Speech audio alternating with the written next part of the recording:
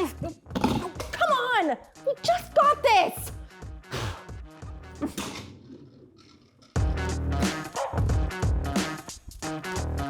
Guess I should have had that chair inspected. Welcome to the red desk. You know what stinks? Fixing something right after you buy it. Which leads me to my next point and our handy buyer's home inspection checklist. So you found your dream home and you are ready to throw down your life savings, pay over asking, and close today. Easy there. Hold your horses. Your inspection is important, like thousands of dollars and months of headaches along the way important. Take your time and don't skimp on this step or the negotiating. And just so we're all on the same page, an inspection is just a professional examination of a home and all of its systems, parts, and other gizmos. Stuff like the roof, the water tank, central air conditioning, heated bathroom floors, jacuzzi tubs, indoor saunas, you know, the usual. Lenders and buyers use inspections to see if any repairs are needed that may affect the value of the home and to make sure the sellers didn't forget to mention anything. You want your inspector to be thorough. If you have to spend thousands on a new roof a couple months after you move in, it would probably make you think a bit differently about the price, right? Right.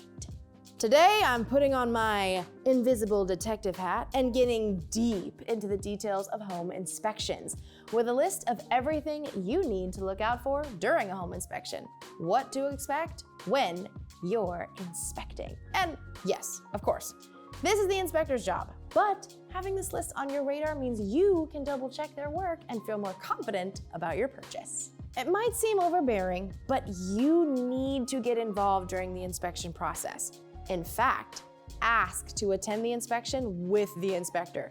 You're the one buying the house. You should have your eyes on everything. You need to be nosy. Ask tons of questions.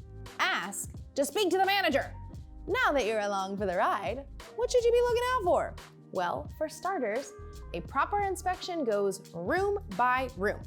But before you step through the door, start your search on the outside of the home. This is where you'll really want to lean on the inspector. But anything with the foundation or roofing is a big deal. Make sure that the foundation appears in good condition, check for any significant cracks, and make sure there isn't any standing water near the house. And that exterior walls and chimneys appear straight and not sagging. Then check for structural damage, cracks near joints, and roof shingles that are missing or broken. Then it's time to head inside. Sort of. Next up, the basement and attic. Moisture and ventilation are the name of the game here. So, in the basement, make sure there isn't any water damage and that the sump pump works. For the attic, check the ceiling for evidence of staining from the roof. Make sure the insulation and ventilation are sound and check that any electrical work is contained. After the attic, it's time for the bathrooms. For the bathrooms, you want to tinker with everything. Check the plumbing under the sink for signs of water damage. Check that the shower, tubs, sinks, and toilets all work and drain correctly. Check the hot water versus cold water in the sinks and shower or bath. Then make sure everything is draining well and give the place a once-over for mold and water damage. The kitchen is similar to the bathroom. Check for leaks, test the appliances, and run any fans to make sure everything is in working order. What? This is really what you have to do? Well, in the bedrooms and hallways, it's all about the little things. Make sure the floors, walls, and ceilings look straight and aren't stained or damaged. Check all the doors and light switches, make sure all the heating and air vents look good, and check if all the smoke detectors are working and in good places in the home. Almost done. Last stop, the nuts and bolts.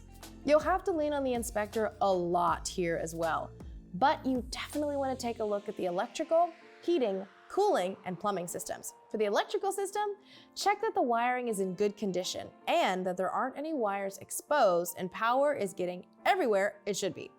For the air, check that the systems actually work on both heating and cooling, that the filters are clean, and that there isn't any rust or gas smells anywhere. If there's a fireplace, looky you.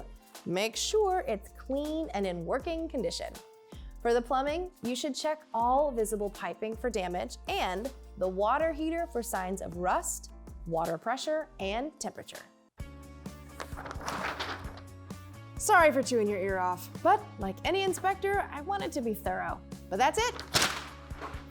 That's the list. Oh, sorry, one last thing.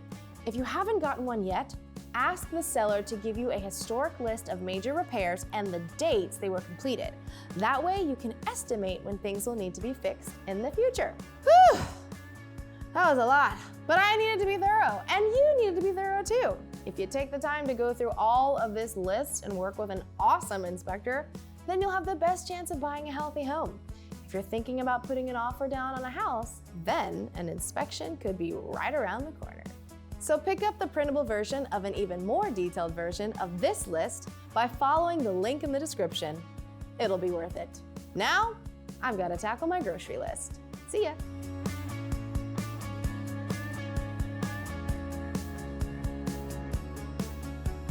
Thanks so much for watching today, you guys. If you want to see more videos, click right here and, of course, like and subscribe. We'll see you next time.